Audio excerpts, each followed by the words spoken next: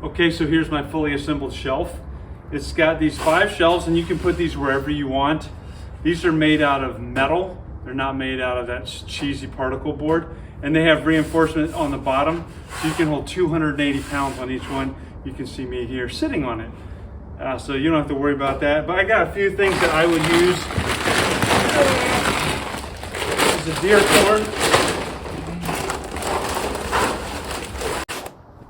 Hardwood pellets. Oh. These are gloves it comes with. We got the fertilizer here. Very stable. Very stable. 10 minutes, you put it together. They have the included mallet. It has an environmentally friendly resin over it, so it's rust proof, it's easy to clean. And then you're not gonna have to worry about scratches, and you're not gonna have to worry about odors coming off of it. You can split this into 2 work shelves if you want with this piece right here, and then just set this one on the ground. I'm gonna use this. I like to have this is 5 foot, so this is a vertical 5 foot. I can take up less floor space and use up my garage better. But you can adjust these shelves really easily using this mallet.